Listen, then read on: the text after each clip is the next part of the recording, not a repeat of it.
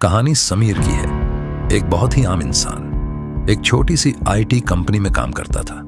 अकेला रहता था, कोई परिवार नहीं, कोई दोस्त नहीं, बस वो और उसका खाली फ्लैट। कुछ महीनों से समीर को अजीब चीजें महसूस होने लगी थी।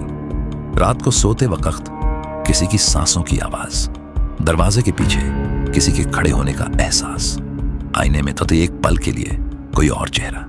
पहले उसने सोचा थकान है, काम का स्ट्रेस है, कुछ नहीं, पर धीरे धीरे चीजें बदतर होने लगी। एक रात समीर सो रहा था, तभी उसे लगा कोई उसके बिस्तर पर बैठा है। उसने आंखें खोली, कोई नहीं था, पर गद्दे पर एक दबाव था, जैसे कोई वजन हो। समीर की सांसें तेज हो गईं। उसने लाइट ऑन की।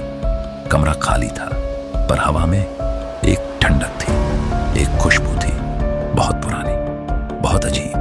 अगले दिन समीर ने एक मनोचिकित्सक डॉक्टर नायना से मिलने का फैसला किया। डॉक्टर नायना ने उसकी पूरी बात सुनी और फिर कहा, यह आपकी कल्पना हो सकती है या फिर आप किसी पुरानी यादों से परेशान हैं। समीर ने कहा, पर मुझे तो कुछ याद नहीं। डॉक्टर नायना ने एक पल रुककर कहा, कभी कभी हमारा दिमाग कुछ चीजों को भुला देता है, सुरक्षा के लिए। उसी रात फिर से समीर सो रहा था, तभी उसे किसी के रोने की आवाज सुनाई दी, बहुत धीमी, बहुत दर्द भरी।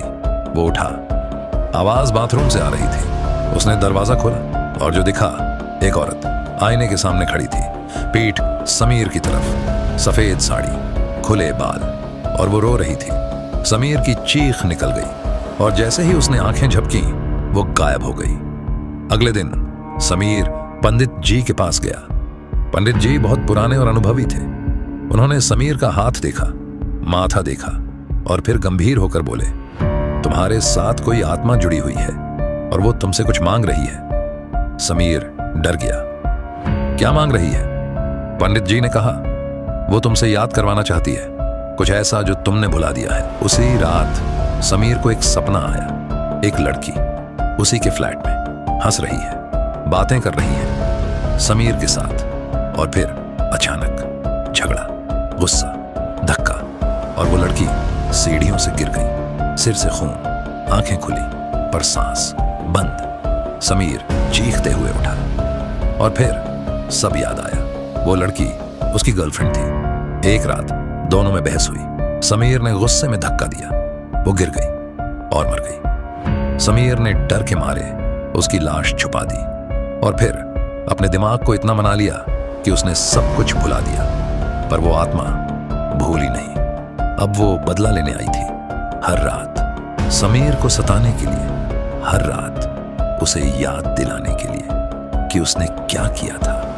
और अब समीर के पास सिर्फ दो रास्ते थे, या तो सच स्वीकार करे पुलिस के सामने, या फिर पागल होकर मर जाए उस आत्मा के साथ।